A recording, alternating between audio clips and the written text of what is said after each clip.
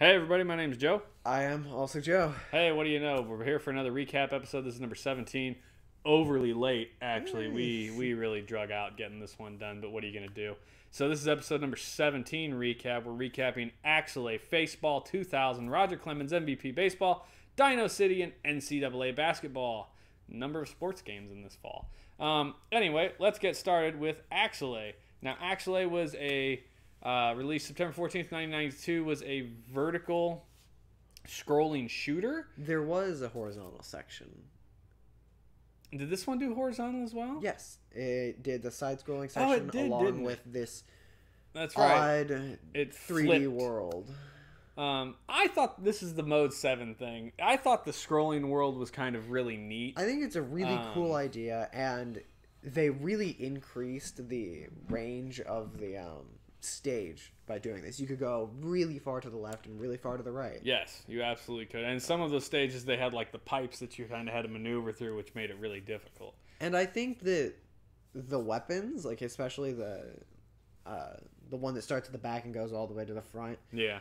I think though that was my favorite. Weapon personally. was definitely more suited to this. the Mode 7 rather than Yes. the side scrolling. It didn't work in the side scrolling as well, but around this, when they'd come up behind you, you'd wah. Was a very useful gun. I do enjoy that there was a level of customization to the weapons. You could kind of pick before each mission to change your loadout, which was neat.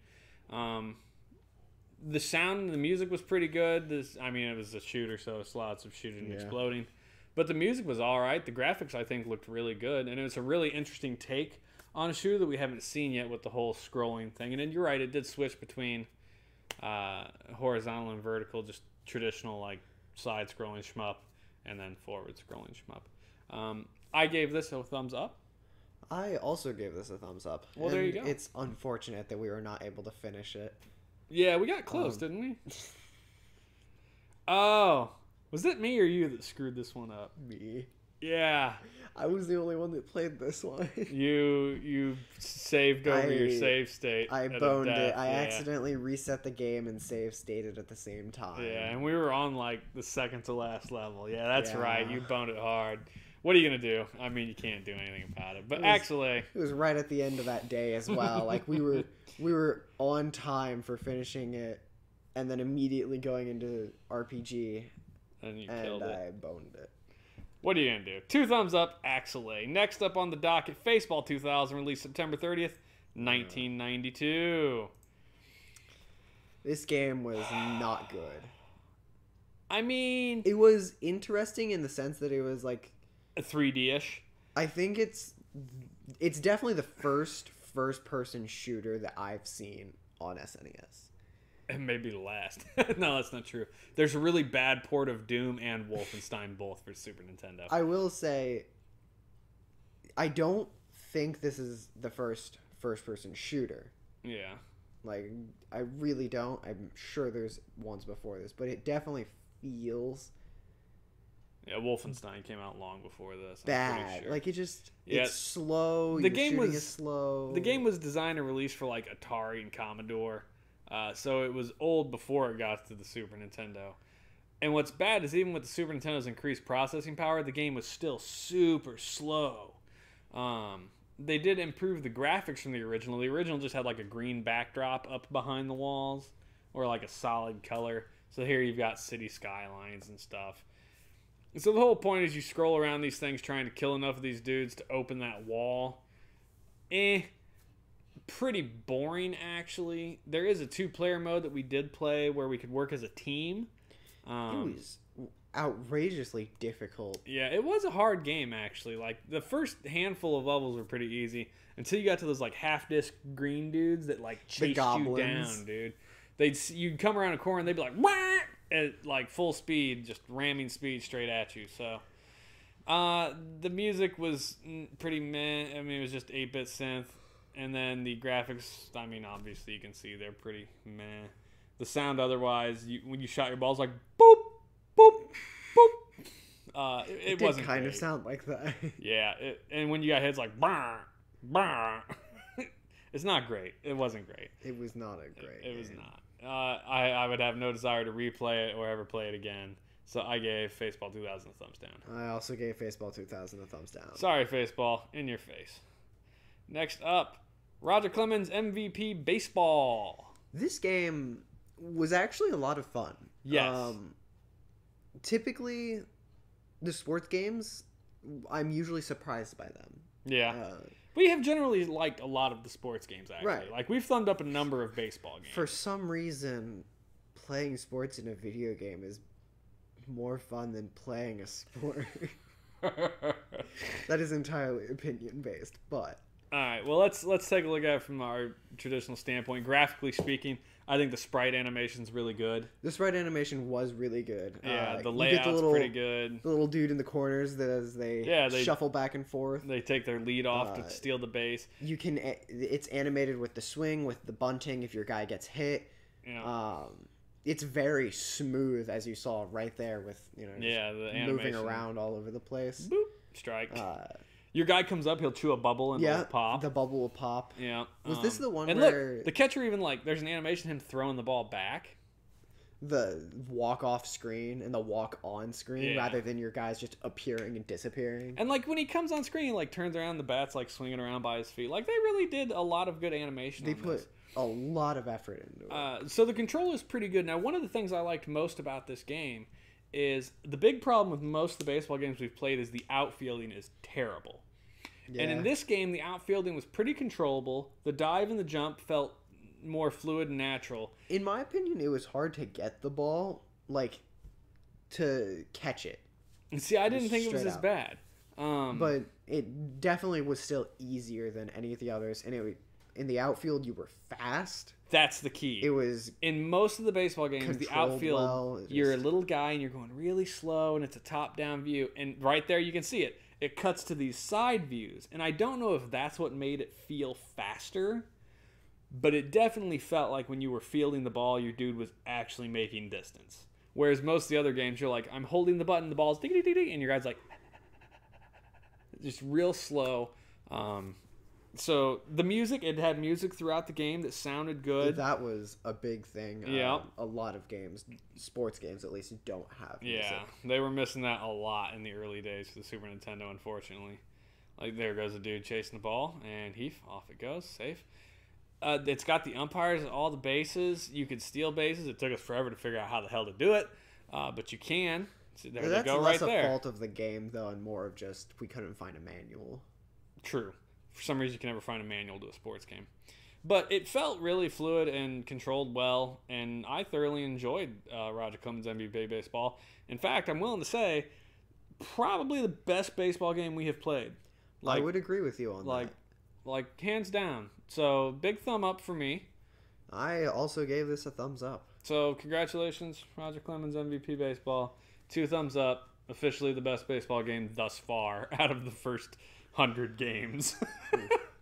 And I think there's been 6 baseball games. So, next up is DinoCity, released September 4th, 1992. This is a side-scrolling action platformer, based on a TV show movie, loosely based on a TV show movie that I tried to find to watch, and we couldn't. Those frog things are the worst horse garbage in the game. It was such a quick switch. I was not ready for it. I forgot the snake eats you. That's the greatest. This game was outrageously difficult. It was in very my difficult. Opinion. Especially so if you weren't playing the female dinosaur. Oh, the female dinosaur made it so much easier. The female dinosaur is definitely the way to go. Because for sure. If you hit select, you can your little dude can get off of the dinosaur. And he has a little freezy ray that you can shoot. The male dinosaur can punch things. But the female dinosaur not only does more damage than the male one, but it also is a ranged damage. Yeah, it gets a shoots. Dart gun. Or just darts, I don't know. And it is a big deal. It makes it so much easier to survive. Especially for the first boss where it's behind a wall. Damn snake. Yeah. In my opinion, those were the best enemies. 100%. It is 2-player. It's you go, I go. So obviously you can see here me and Joey are switching back and forth as we each die. Those frog things are probably the worst concepted enemy ever. There you can see Joey's power punch. Nothing compared to the girls' shooty bits, which is why I'm already, at this point, when it comes over to me, I'm well past Joey at this point. So there's that. You're collecting eggs and you only have 3 hearts, which hot garbage. I don't know why you only get 3 hearts.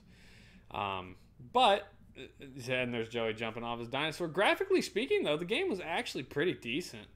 Like, very colorful. The art, it has its own, like, art style with the background. Looks kind of like oil painted trees that are just kind of brushed. It does kind of look like that. Yeah, I think everything was presented really well. Your characters were pretty cartoony looking, but there's nothing wrong with that. Well, DinoCity was probably a cartoon. Well, it was a TV movie.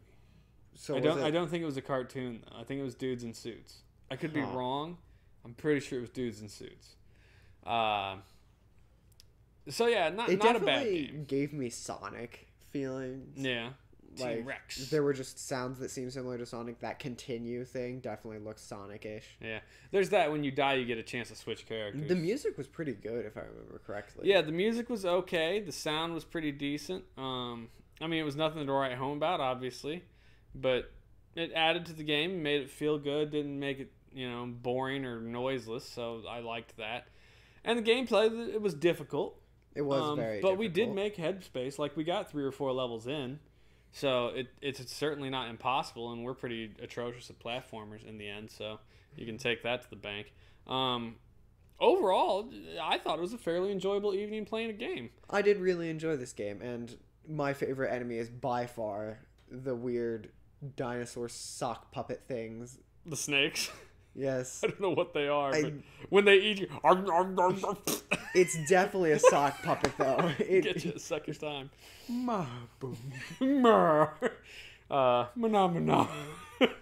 Yeah, I actually did enjoy it. Now, would I seek it out again? Would I seek it out if I didn't own it or something? Probably not. But given the fact that it is on the system, I mean, I wouldn't be against playing it again. Am I gonna? Probably not anytime soon, but I'm certainly not gonna, look at it and be like, well, that game sucked. And then we found you could kill the frogs, which is huge. Yeah. So, yeah, I gave it a thumbs up. I also gave this game a thumbs up. It DinoCity. Very enjoyable. 2 thumbs up. It was actually a pretty solid game. Now, this last game up, NCAA Basketball, released October 1st, 1992. Ooh. I was not present for this game. This was all you and Trey. Ooh. So, hold on. Let me give my initial impressions, just based off of the video. The graphics aren't amazing, but it's definitely unique in that the board turns around you. The wood grain on the floor looks good. The characters have animation. I wouldn't call the shading smooth, but they're okay. It looks kind of slow. I don't know how the board plays. I don't like that like a big chunk of the top of the screen is taken up by the scoreboard. I actually didn't mind that. I didn't hardly notice it because playing the game, like watching it back now, isn't that bad, but playing the game, it was very hard to get your bearing on what was going on and where people were. All right, well, you played the game with your friend Trey.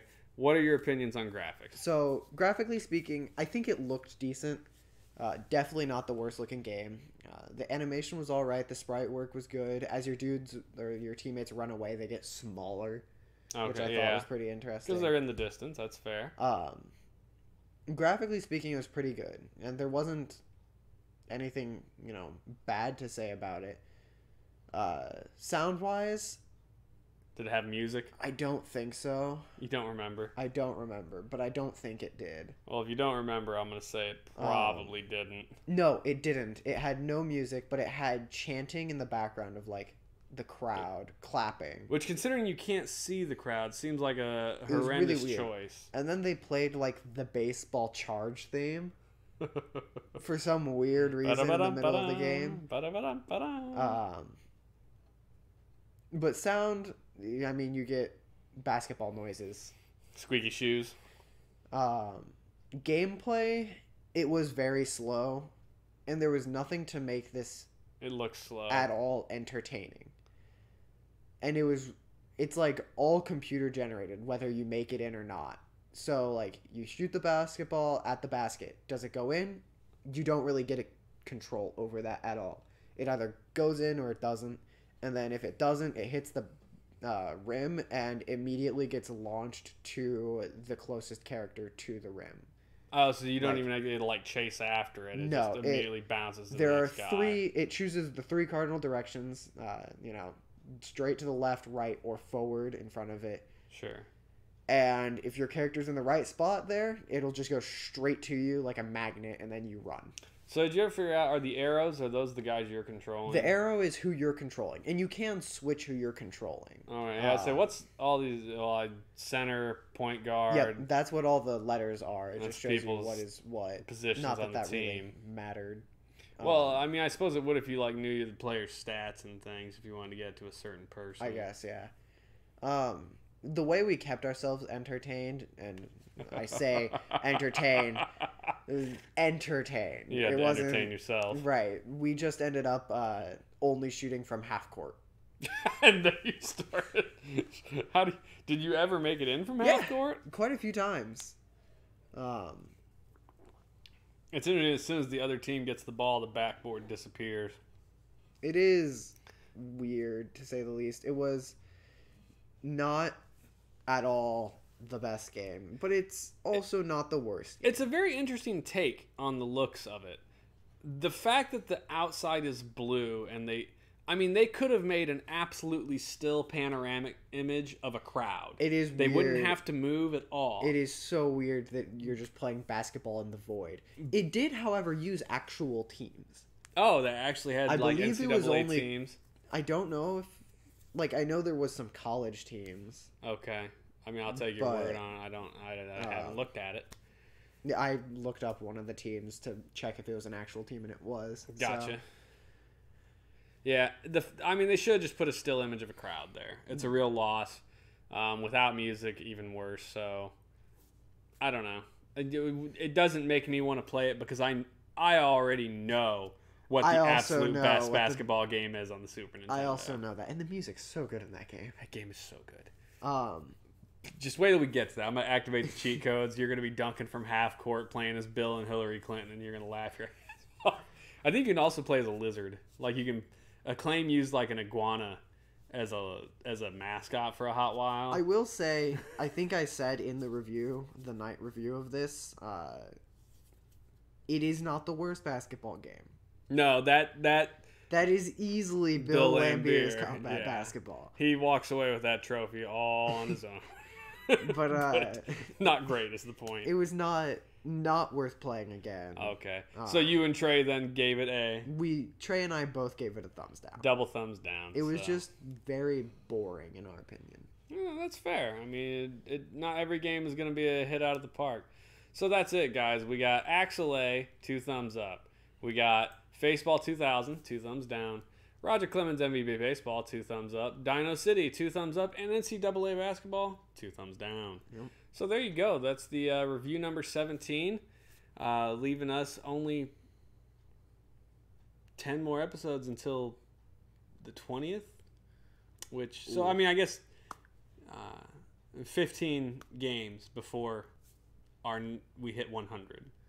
That's our anniversary. And that'll be our anniversary next month, so that's very exciting. We're going to do a big push next month to get a giveaway done for our 100th game played and our 1-year anniversary.